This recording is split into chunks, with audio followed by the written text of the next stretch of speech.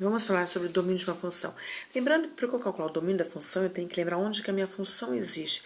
Então, dentro dos reais completos, eu preciso saber onde a minha função existe e excluir os valores que não existem. Então, se eu estou pensando aqui num exemplo, minha função f de x, y, onde que eu tenho uma raiz, tem que lembrar, se a minha raiz aqui ela for par, ele não existe valor da raiz negativo. Então, eu tenho que lembrar que o argumento da minha raiz tem que ser maior ou igual a zero, porque ela não está no denominador. Então, eu tenho que x ao quadrado mais y tem que ser maior ou igual a zero.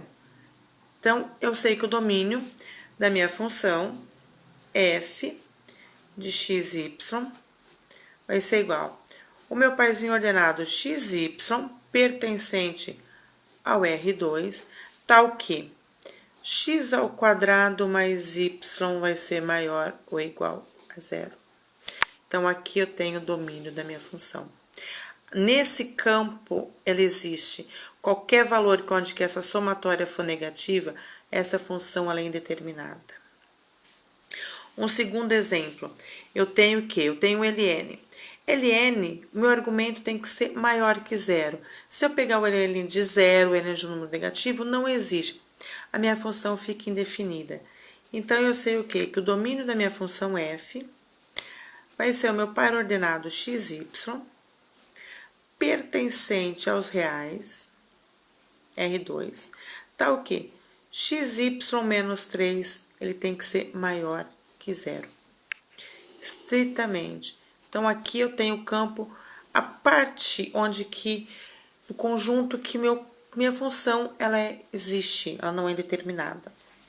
Se eu pensar numa função, no terceiro exemplo, onde que eu tenho a raiz com expoente ímpar, se ele não está no denominador, essa diferença pode ser positiva, negativa ou zero. Como ela pode assumir qualquer valor, o domínio de f vai ser os reais, R2, porque ele pode assumir qualquer valor, tá? Se eu tiver aqui um outro exemplo, onde eu tenho uma fração, o numerador, como não tem raiz, não tem ln, eu não preciso me preocupar com ele. Eu preciso me preocupar apenas com o denominador, que o denominador tem que ser diferente de zero. Então, eu tenho que tomar cuidado que o domínio da minha f vai ser o meu par ordenado xy, pertencente ao R2, tal que x vezes y tem que ser maior que... tem que ser diferente de zero, tá? Pode ser maior que zero, pode ser menor que zero, não pode ser zero. Então, quando eu tiver valores para x e y, eu multiplico de zero, a minha função ela é determinada. Então, ela não existe. Um outro exemplo, se eu tenho uma multiplicação. Bom, se eu tivesse só esse pedacinho aqui dessa função algébrica, não teria problema.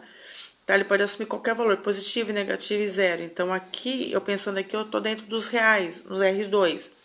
Porém, eu tenho um ln que multiplica. Eu tenho que tomar cuidado que meu ln não pode ser negativo e nem zero. Então, esse argumento tem que ser estritamente maior que zero. Logo, o domínio da minha função vai ser meu par ordenado xy, pertencente ao R2, tal que x vezes y seja maior que zero, estritamente. Bom, se eu tiver uma função onde o meu numerador e o meu denominador tenham condição, como, por exemplo, o meu numerador seja um ln e o denominador seja uma raiz, x menos y, por exemplo. Bom, o meu numerador aqui, eu tenho que tomar cuidado que a multiplicação tem que ser estritamente positiva. O meu denominador, nesse caso também, por quê? Se eu colocar uma raiz cúbica aqui, por exemplo, aí ele não tem que ser estritamente positivo, ele tem que ser diferente de zero. Se eu fosse uma raiz quadrada, teria que ser diferente, apenas positivo, porque não pode ser zero e não assume valor negativo para uma raiz quadrada.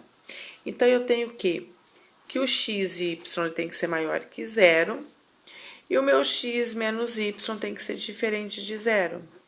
Então, eu posso pensar aqui que o meu x tem que ser diferente de y e multiplicando tem que ser maior que zero. Então, o domínio da minha função vai ser quem?